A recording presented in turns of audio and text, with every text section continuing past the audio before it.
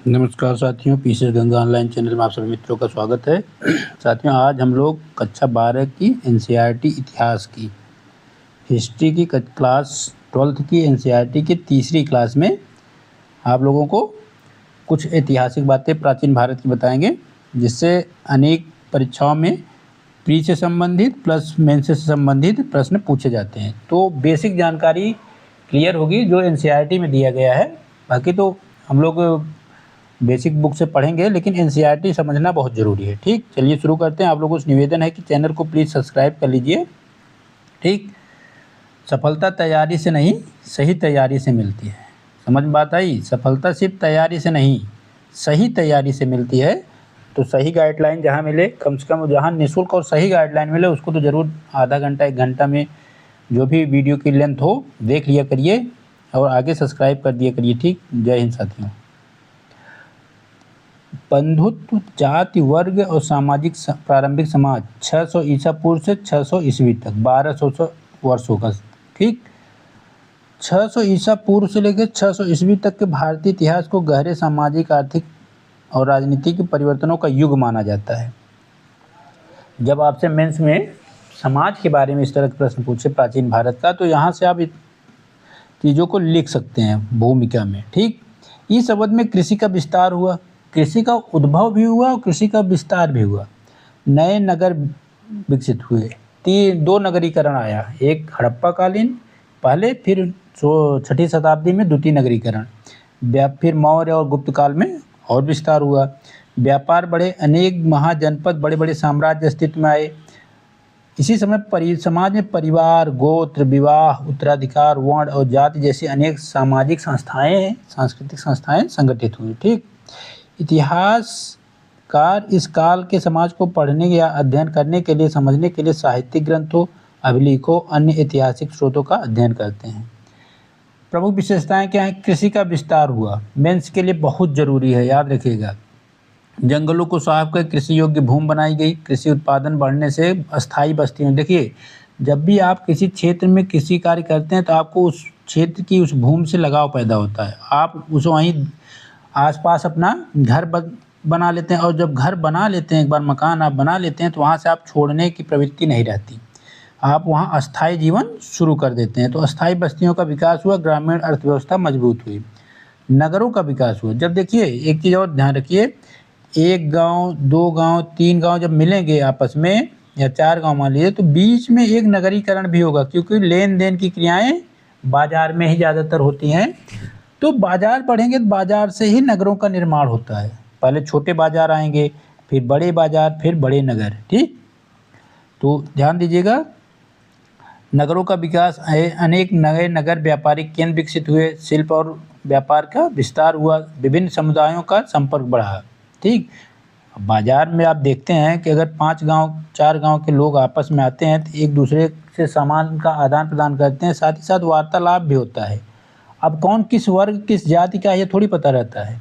अगर पता भी रहता है तब भी आपस में संपर्क बढ़ता है। ठीक, सामाजिक परिवर्तन होता है, परिवार और गोत्र व्यवस्था अधिक संगठित हुई, विवाह संबंधी नियम विकसित हुए, पितृवंशी उत्तराधिकार का विशेष महत्व बढ़ा। ठीक, वर्ण और जाति व्यवस्था अधिक स्पष्ट रूप से सामने आई। आर्थिक परिवर्तन क्या हुआ? व्यापारिक गतिविधियों में वृद्धि हुई, शिल्पकारों और व्यापारियों के नए समूह बने, श्रेणियों, गिल्ड व्यवस्था का विकास हुआ। ठीक, तो ये मुख्य परीक्षा के लिए आपका बहुत जरूरी मैटर है यहाँ तक। ठीक, इतिहास के स्रोत इस समय क्या थे? तो महाभारत है, भारतीय समाज का सबसे बड़ा महाकाव्य है।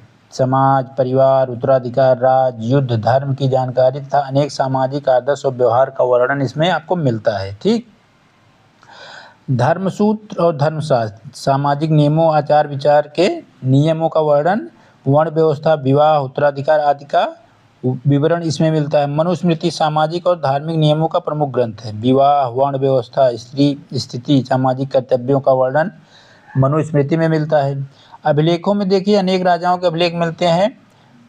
सातवाहनों के अभिलेख से गोत्र, मातृ नाम, माती नाम नहीं है, माताओं का नाम, इनके देखेंगे सातवाहनों में पहले माता का नाम लिखते थे, फिर अपना नाम। ठीक, परिवार की जानकारी मिलती है। अन्य स्रोत में मूर्तियां हैं, जो भी मूर्ति बनाई गई, सिक्के हैं, पुरातात्विक अवशेष हैं, विदेशी यात्रियों के विवरण, ये अन्य अवशेष थे जिससे इतिहास का अध्ययन करने में सहायता मिलती है। ठीक, महाभारत का महत्व क्या है ऐतिहासिक? आपके पीसीएस 5वें पेपर के लिए बहुत महत्वपूर्ण चैप्टर है महाभारत। याद रखिए उत्तर प्रदेश के परिप्रेक्ष्य में बहुत इम्पॉर्टेंट चैप्टर है। महाभारत भारतीय उपमहाद्वीप का सबसे विशाल महाकाव्य है। वर्तमान स्वरूप में लगभग 1 लाख श्लोक हैं। रचना काल 500 ईसा पूर्व से कई शताब्दियों तक होता रहा है। मुख्य कथा कौरव पांडवों पर आधारित, परंतु समाज, परिवार, विवाह, उत्तराधिकार, धर्म, राज्य व्यवस्था का महत्वपूर्ण स्रोत है। इतिहासकारों के लिए महत्व क्यों है? इसमें पितृवंशी व्यवस्था का वर्णन मिलता है, उत्तराधिकार के नियमों का, विवाह प्रथा, महिलाओं की स्थिति, राजनीतिक व्यवस्था, सामाजिक आदर्श, धार्मिक मान्यताओं का वर्णन मिलता है। आलोचनात्मक संस्करण में देखिए तो महाभारत में अनेक पांडुलिपियां भारत के विभिन्न क्षेत्रों में मिलती हैं। महाभारत की अनेक भाषाओं में पांडुलिपियां मिलती हैं। ठीक, जिससे मूल पाठ को पहचान करने में दिक्कत होती है, लेकिन विद्वानों ने इसका प्रयास किया है। 1919 वी.एस. सुखथांकर ने इस परियोजना पर कार्य किया। विभिन्न पांडुलिपियां जो महाभारत की, सबका अध्ययन करने का प्रयास किया और 13,000 पृष्ठ की लगभग आलोचनात्मक संस्करण प्रस्तुत किया। इसमें 47 वर्ष लगे। इसका मुख्य उद्देश्य यही था कि मूल पाठ जो है, महाभारत का मूल ग्रंथ जो है, उसके पास या उसके मूलभूत तत्वों को जानने का अध्ययन किया जाए। कारण क्या होता है, जैसे एक पीढ़ी में लिखा गया, दूसरी पीढ़ी में, तीसरी क्रम से जब लिखा जाता है या मौखिक रूप से वाचन होता है तो इसमें कुछ त्रुटियां या कुछ नए शब्द जोड़े जाते हैं। तो मूल जो ग्रंथ है उसका आप अध्ययन करना चाहेंगे तो मूल ग्रंथ के बाद अगर मान लीजिए 5 पीढ़ियों में उसका लेखन किया गया तो पहली पीढ़ी में क्या लिखा गया तो 5वीं पीढ़ी में काफ़ी अंतर आ जाता है। तो मूल ग्रंथ का अध्ययन करने के लिए इन्होंने प्रयास किया था। ठीक, ये मुख्य स्रोत हैं साहित्यिक। ठीक, सुखथांकर का नाम याद रखिएगा। इन्होंने महाभारत का आलोचनात्मक अध्ययन करने का प्रयास किया था। ठीक, आगे चलते हैं। अब देखिए परिवार और बंधुत्व, कुल, जाति, गोत्र, पितृवंशी, मातृवंशी, उत्तराधिकार की प्रणाली समझने का प्रयास करिएगा। वर्तमान में बहुत चर्चित विषय रहा है समाज में कि ये सब जाति व्यवस्था कहाँ से बनी, कैसे, तो इतिहास में अब खोजेंगे तो ये चीज़ें मिलेंगी। प्रारंभिक भारतीय समाज में परिवार सामाजिक, आर्थिक, धार्मिक, राजनीतिक जीवन की मूल इकाई है। परिवार ही सबकी मूल इकाई है, याद रखिएगा। सभी क्रियाओं की मूल इकाई कौन है? परिवार। परिवारों से कुल बनते हैं और तथा गोत्र और जाति जैसी संस्थाएं सामाजिक संगठन का आधार बनी। महाभारत, धर्मसूत्र, धर्मशास्त्र, अभिलेखों में इन व्यवस्थाओं का विस्तृत जानकारी मिलती है। कुल, एक ही पूर्वज, कहने का मतलब है एक्स कोई है, कुल तो एक ही पूर्वज से उत्पन्न परिवार समूहों को कुल कहा जाता था। इनकी अगली पीढ़ी ऐसे बढ़ती गई। कुल का नेतृत्व सामान्यतः परिवार के सबसे वरिष्ठ पुरुष के नाम से किया जाता था। ठीक, कुल की अपनी परंपराएं, रीति रिवाज और धार्मिक मान्यताएं होती थी। परिवार की प्रतिष्ठा बनाए रखने के लिए प्रत्येक सदस्य का एक कर्तव्य होता था कि अपने परिवार की या कुल की इज्जत बचाए रखना। ठीक, जैसे महाभारत में कुछ कुल वंशों का नाम मिलता है, कुरु, पांडव, यादव। ठीक, अब जाति व्यवस्था कहाँ से आई? ज़्यादा नहीं इसमें है, लेकिन समझिएगा। जाति जन्म पर आधारित सामाजिक समूह है। ब्राह्मण ग्रंथों के अनुसार 4 वर्णों के अतिरिक्त असंख्य जातियों भी विकसित हुई। इस समय 4 वर्ण तो थे ही, ब्राह्मण, क्षत्रिय, वैश्य शूद्र, लेकिन इसी समय देखेंगे समाज में अनेक जातियां विकसित हुई। ठीक, जाति व्यक्ति के व्यवसाय, सामाजिक स्थिति, विवाह संबंधों को प्रभावित करती थी। प्रत्येक जाति के अपने नियम, रीति रिवाज और पेशे थे, जैसे शिल्पकार, व्यापारी, लुहार, कुम्हार आदि। ये तो 4 हैं, बहुत सारी है। आज देखते हैं कि प्राचीन काल से ही विकसित होती चली है। आज हजारों से ज़्यादा जातियाँ भारत में पाई जाती हैं। गोत्र क्या था? गोत्र का संबंध एक वैदिक ऋषि क्रम से है। गोत्र व्यवस्था का उद्देश्य रक्त संबंधियों के बीच विवाह को रोकना। ये साइंटिफिक रीजन है, बहुत बड़ा। ठीक, अगर कभी प्रश्न पूछ ले तो याद रखिएगा। कथन कारण में अगर प्रश्न पूछे तो याद रखिए कि ये रक्त संबंध को रोकने का प्रयास किया गया था। गोत्र सामान्यतः पिता से प्राप्त होता है। विवाह के बाद स्त्री प्राय पति के गोत्र से जानी जाती है या पति का गोत्र ग्रहण करती है। समान गोत्र में विवाह निषिद्ध है, बहिर्विवाह माना गया है। ठीक, समान गोत्र में विवाह नहीं होता था। कश्यप गोत्र, भारद्वाज, वशिष्ठ कुछ उदाहरण हैं।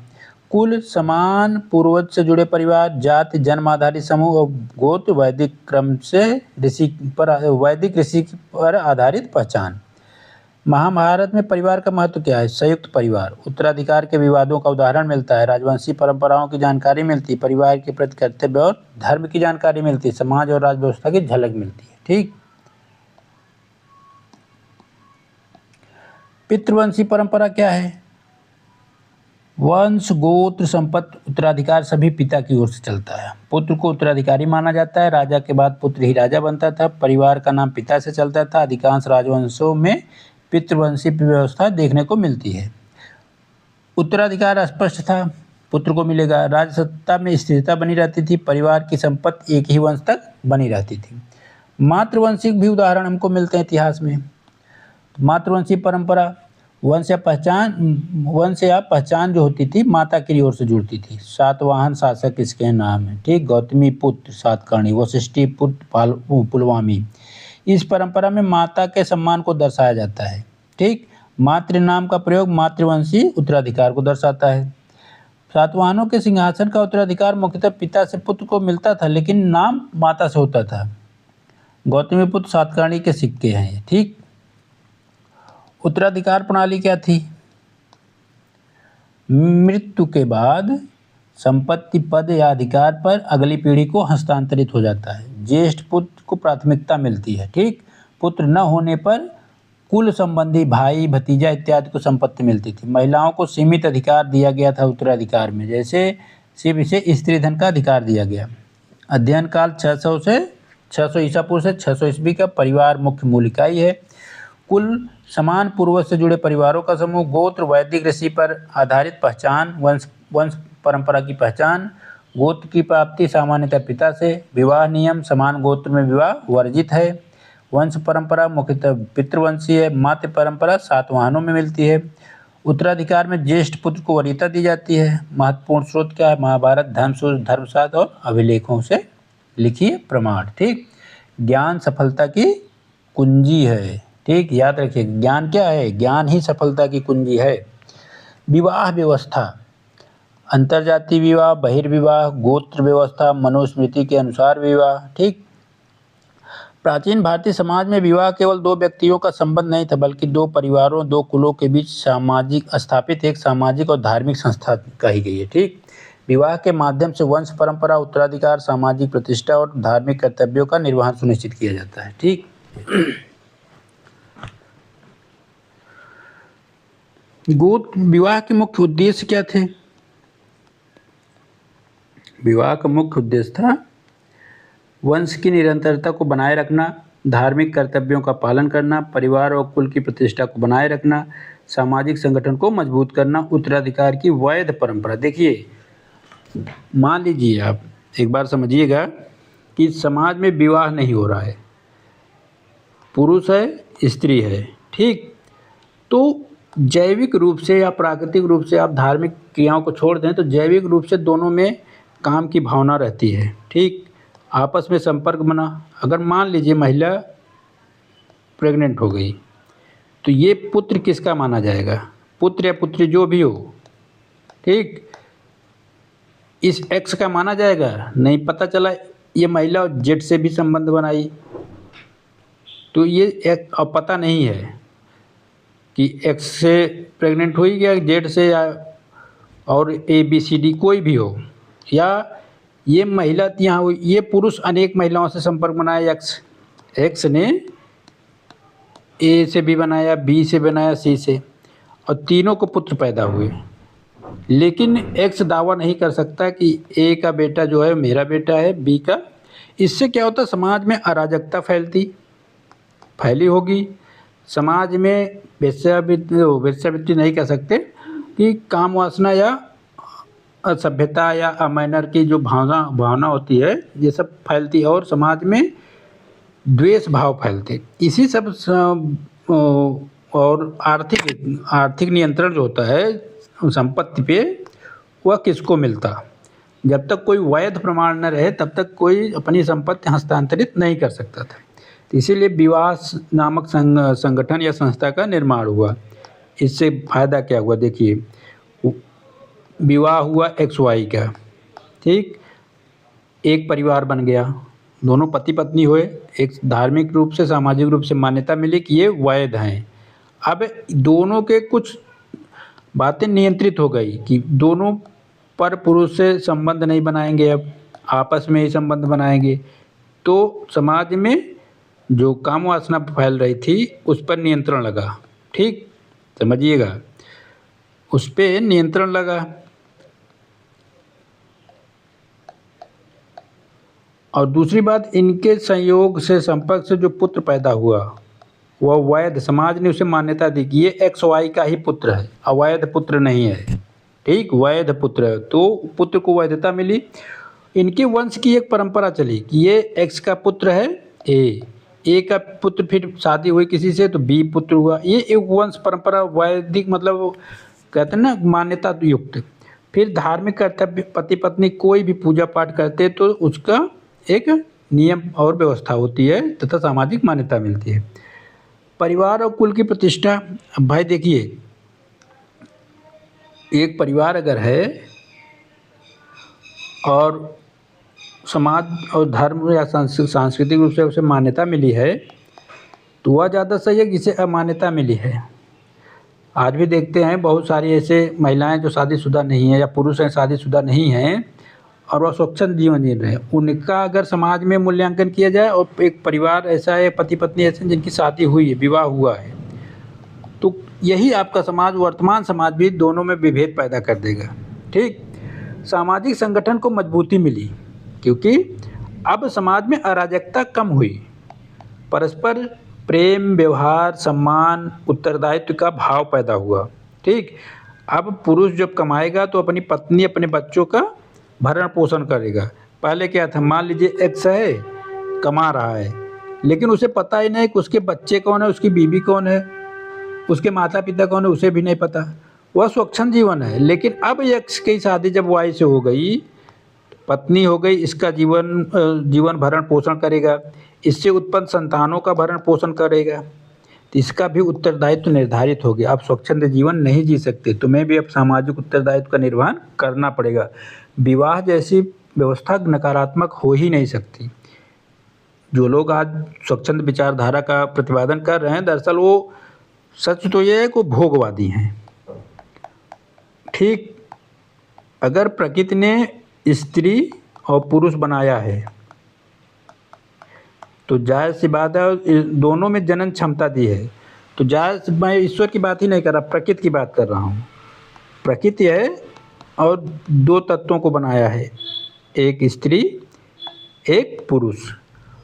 अगर दोनों को बनाया है तो जायज़ सी बात है, और दोनों में प्रजनन क्षमता दी है अगर, तो प्रजनन का मतलब यह है कि आप वंश परंपरा को बनाए रखते हैं, अर्थात एक पीढ़ी से दूसरी पीढ़ी में प्रजनन करते रहें। और जब प्रजनन करेंगे तभी तो समाज गतिशील होगा। मान लीजिए एक ऐसा समाज आ जाए जो शादी करे ही नहीं या संबंध ही न बनाए, तो जब वो मृत हो जाएंगे तो वहीं तो आपका पूरा मानव समाज समाप्त हो जाएगा। तो प्रकृति ने बहुत सोच समझ के चीज़ें बनाई हैं, ठीक। तो विवाह बहुत सकारात्मक और सामाजिक रूप से मान्यता प्राप्त है। पाश्चात्य कल्चर को छोड़ दीजिए। सामाजिक संगठन को मजबूत करना, उत्तराधिकार को वैध व्यवस्था। अब एक्स का पुत्र ही उसका उत्तराधिकारी होगा, कोई और दावा नहीं कर सकता।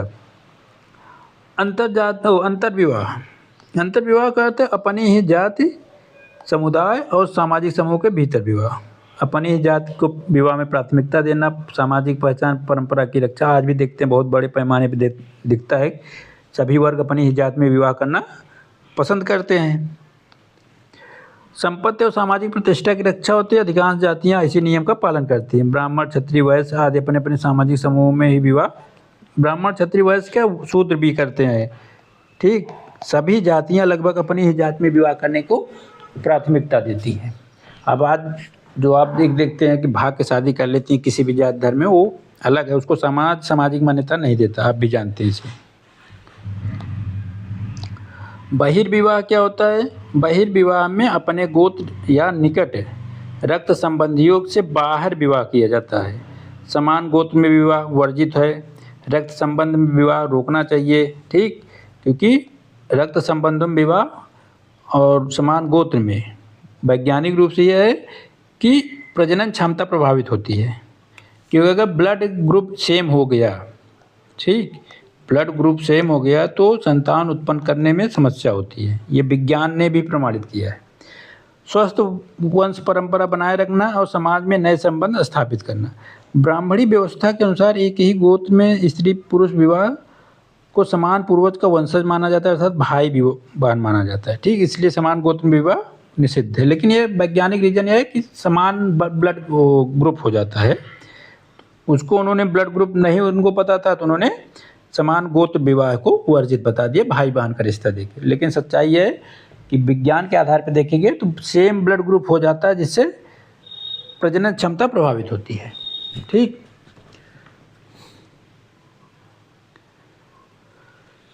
गोत्र व्यवस्था क्या है? गोत्र व्यवस्था के अंतर्गत गोत्र किसी वैदिक ऋषि से जुड़ी वंश परंपरा है। गोत्र पिता के नाम से प्राप्त होता है। विवाह के बाद स्त्री सामान्यतः पति का गोत्र ग्रहण करती है। समान गोत्र में विवाह निषिद्ध है। गोत्र व्यवस्था का उद्देश्य निकट संबंधियों में विवाह रोकना था, ठीक। ये एनसीईआरटी में लिखा है। एनसीईआरटी के अनुसार सातवाहन शासकों ने कुछ रानियों के विवाह के बाद भी अपने पिता का गोत्र बनाए रखा है। यह ब्राह्मणी व्यवस्था के एक अलग महत्वपूर्ण उदाहरण है। साथ ही कुछ रानियां एक ही गोत्र से थीं, जिससे स्पष्ट होता है कि विभिन्न क्षेत्रों में विवाह संबंधी परंपराएं विद्यमान थी, ठीक। विभिन्न क्षेत्रों में विवाह संबंधी परंपराओं में विविधता थी। मनुस्मृति में 8 प्रकार के विवाह का वर्णन हमें मिलता है और यही आज भी समाज में प्रचलित हैं। जिसमें से सबसे ज़्यादा विवाह कौन है? ब्रह्म विवाह। ये सबसे ज़्यादा प्रचलित है वर्तमान में भी, ठीक। एक दूसरा बहुत प्रचलित हो रहा है धीरे धीरे, ठीक। पहले में होता क्या था? माता पिता एक योग्य वर देख के अपनी कन्या का विवाह उस वर से या उस लड़के से कर देते थे, ठीक। दैव विवाह में यज्ञ करने वाले पुरोहित से कन्या का विवाह कर दिया जाता था। आर्ष विवाह में क्या है? प्रतीकात्मक रूप से गाय आदि लेके किसी दूसरे पक्ष से गाय आदि लेके विवाह अपनी कन्या का विवाह उस पक्ष के पुरुष या लड़के से कर दिया जाता था। प्रजापति विवाह में पति पत्नी को धर्म पालन करने का उपदेश देके विवाह किया जाता था। गांधर्व विवाह प्रेम विवाह जो आज बहुत तेज बढ़ रहा है, आज के समय में बहुत तेजी से बढ़ने वाला विवाह का है प्रकार गंधर्व विवाह, ठीक। स्त्री पुरुष पारस्परिक सहमति से विवाह करते हैं, ठीक। तो याद रखिएगा। असुर विवाह कन्या के परिवार को धन देकर विवाह, अर्थात बीच में आप देखेंगे हरियाणा में बहुत तेज प्रचलित था कि झारखंड, बंगाल, पश्चिम बंगाल, छत्तीसगढ़ से लड़कियों को खरीद के विवाह करते थे, क्योंकि स्त्री पुरुष अनुपात जो था, लिंगानुपात हरियाणा का बहुत कम हो गया था। तो अनेक पुरुष अविवाहित रह जाते थे। चूँकि संपन्न थे तो करते क्या थे? कन्या को क्रय कर लेते थे और उससे विवाह दे देते हैं। उसके माता पिता को पैसा दे के लड़की खरीद लाए और विवाह कर ले, तो असुर विवाह। राक्षस विवाह होता है बलपूर्वक अपहरण करके, मतलब किसी की लड़की को उठा ले जाओ, उससे विवाह कर लो। ये युद्धकालीन मतलब राजाओं के समय ज़्यादा होता था।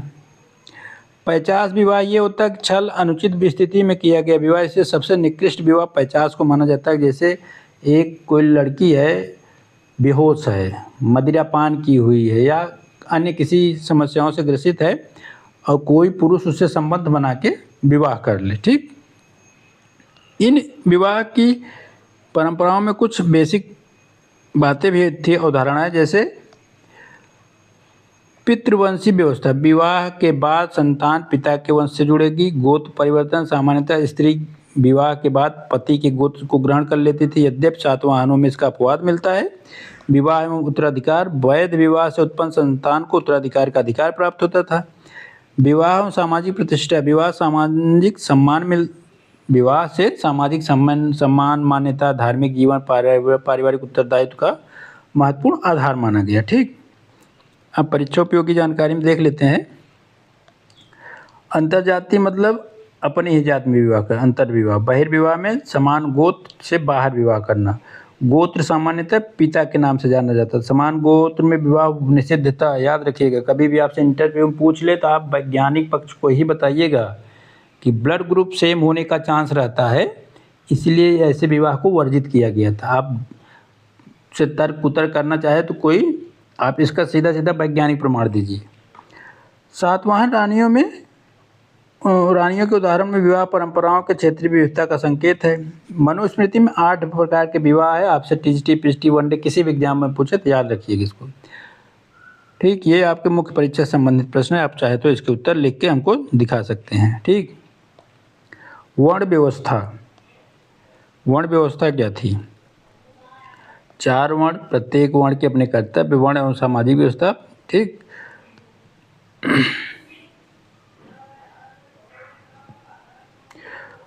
प्राचीन भारतीय समाज में सामाजिक संगठन को व्यवस्थित करने के लिए वर्ण व्यवस्था को उल्लेख मिलता है। ब्राह्मण ग्रंथों में के अनुसार समाज को 4 वर्णों में विभाजित किया गया था। प्रत्येक वर्ण के अलग अलग कर्तव्य, अधिकार और सामाजिक दायित्व दिए गए थे।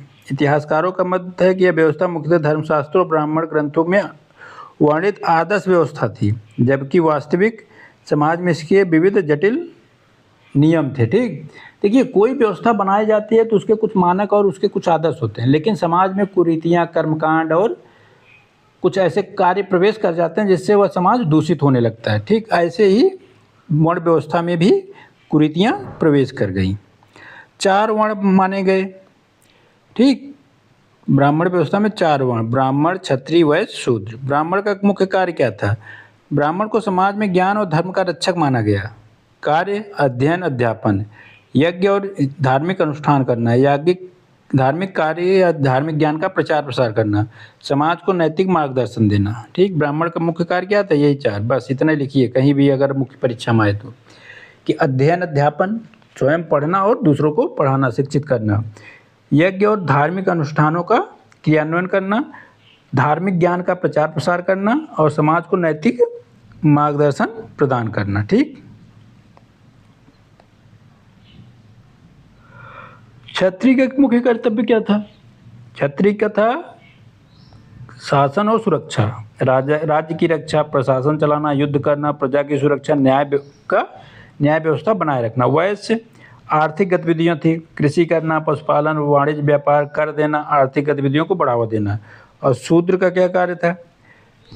शूद्र का मुख्य कार्य था 3 वर्णों की सेवा, विभिन्न प्रकार के श्रम कार्य, कृषि शिल्प कार्यों में सहयोग, सेवा संबंधी कार्य।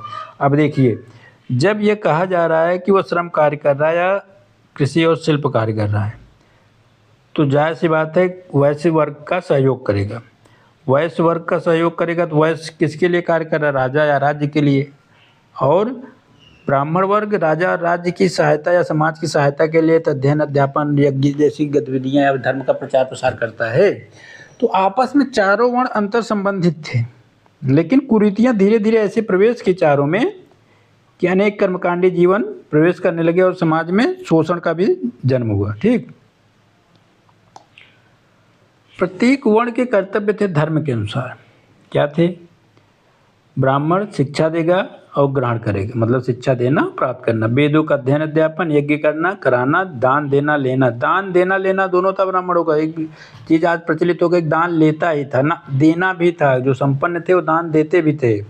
धार्मिक और नैतिक मार्गदर्शन, क्षत्रिय प्रजा की रक्षा, राज्य का प्रशासन, युद्ध करना, वीरता का प्रदर्शन, न्याय व्यवस्था बनाए रखना, धर्म की रक्षा करना। ठीक, कृषि वैश्य में कृषि, पशुपालन, वाणिज्य, व्यापार, धन अर्जित करना, राज्य को कर देना।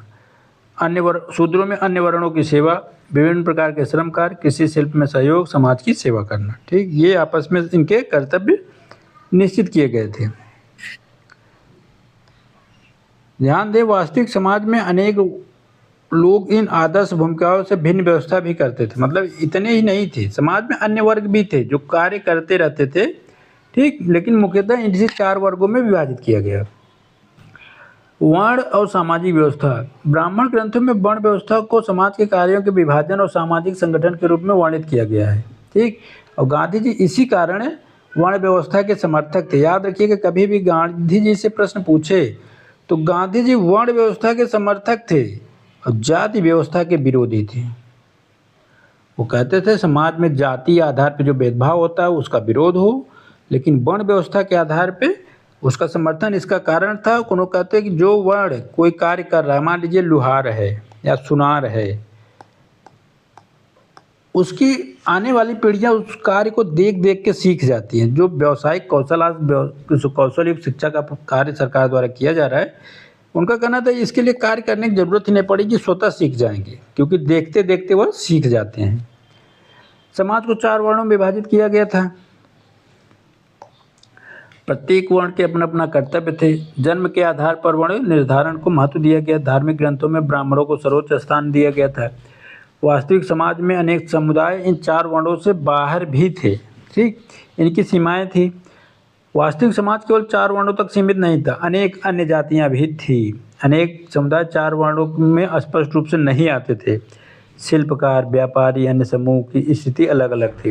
विभिन्न क्षेत्रों में सामाजिक परंपराएं थी। व्यवहारिक जीवन में विविधता दिखाई देती है। ठीक, तो वर्ण व्यवस्था का उदाहरण ब्राह्मण ग्रंथों में मिलता है। 4 वर्ण ब्राह्मण, क्षत्रिय, वैश्य, शूद्र और सबके अपने में कार्य थे। ठीक, ये आप देख लीजिएगा, वही जो पढ़ाया वही चीज़ें मुख्य हैं। जाति और सामाजिक गतिशीलता। जब समाज में जाति व्यवस्था कठोरता से लागू होने लगी तो देखेंगे प्राचीन भारतीय समाज केवल 4 वर्णों तक सीमित नहीं था। इसमें अनेक नए सामाजिक समूह, व्यवसाय और समुदाय भी थे। ठीक, लोगों की पहचान केवल वर्ण से नहीं, जाति, व्यवसाय, क्षेत्र, भाषा, पेशा और सामाजिक परंपराओं से होने लगी। इसी कारण भारतीय समाज जटिल और विविधतापूर्ण गतिशील बनने लगा। ठीक, इतिहासकार इस परिवर्तन को सामाजिक गतिशीलता कहते हैं, अर्थात समय के साथ समाज में नए समूहों का बनना, व्यवसायों का बदलना और सामाजिक संरचना का विकसित होना। अब देखिए, पहले 4 ही थे, चारों के अपने अपने कार्य ऊपर आपने पढ़े। आज के देखिए, आज तकनीकी परिवर्तन इतना हो गया है कि कृषि कार्य 4 वर्ण कर रहे हैं। कृषि कार्य, दुकान भी देखिए, कोई भी दुकान, किसी एक विषय की दुकान अगर देख ले तो सभी वर्ण कर रहे हैं। वैज्ञानिक परिवर्तन में जो तकनीकी परिवर्तन हो, उस कार्यों को देखिए सभी वर्ग कर रहे हैं। क्यों? क्योंकि समाज में जैसे जैसे परिवर्तन होता है वैसे वैसे जाति व्यवस्था या कार्यों में भी परिवर्तन होता रहता है। ठीक, ये कोई स्थिर परंपरा नहीं रही है। अब देखिए, इसका मुख्य आधार ये है, कोई नहीं, मुख्य परीक्षा के लिए बहुत जरूरी है। अगर आप लिखना चाहें तो जाति वर्ण में अंतर को, इसको आप लिख सकते हैं रोक के वीडियो। ठीक, प्री के पर्पज से बहुत अच्छा नहीं है, लेकिन मुख्य परीक्षा के लिए बहुत जरूरी है।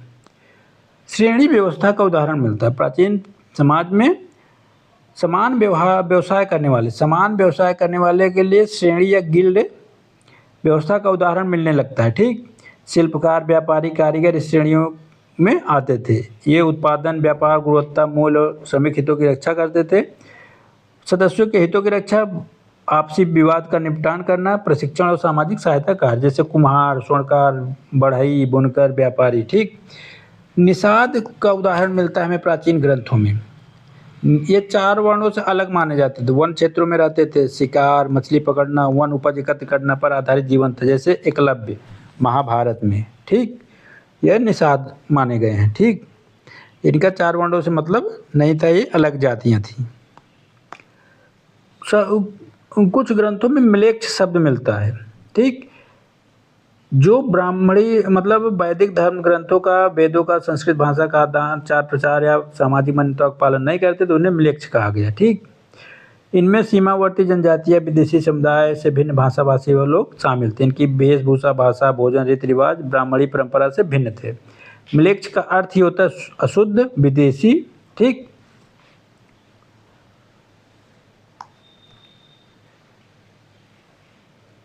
तो इस तरह से ये मुख्य बातें हैं, आप इसको देख सकते हैं।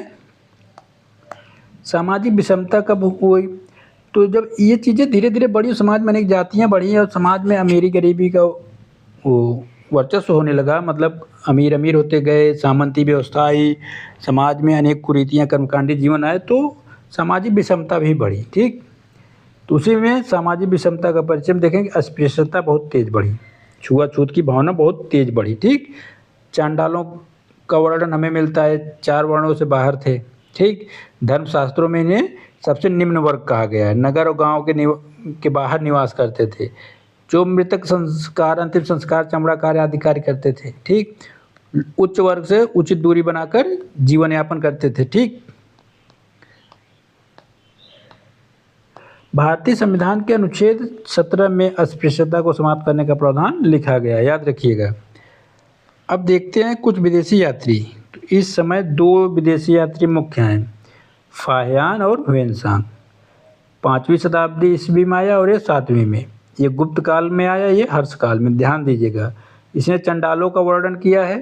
ठीक, इसने शिक्षा, धर्म, समाज, रीति रिवाजों का विवरण दिया है। लिखा है कि नगर बाहर से निवास करते हैं चंडालों के विषय में, तथा समाज में उच्च और निम्न के भेद को स्पष्ट रूप से देखा और वर्णन किया। इसकी किताब का नाम है फो कू की। ठीक, और सामाजिक संरचना का विवरण इसने ह्वेनसांग ने किया। इसकी किताब का क्या नाम है? सी यू की। ठीक, याद रखिएगा। ये हर्ष के समय आया है, गुप्त वंश में आया था। महत्वपूर्ण तथ्य देखिए, चांडाल चारों वर्णों से बाहर थे। चांडालों के लिए अलग नियम था। चांडालों को वर्णन फाहियान करता है, नगर के बाहर निवास करते थे। अस्पृश्यता संबंधी सामाजिक भेदभाव बढ़ने लगा।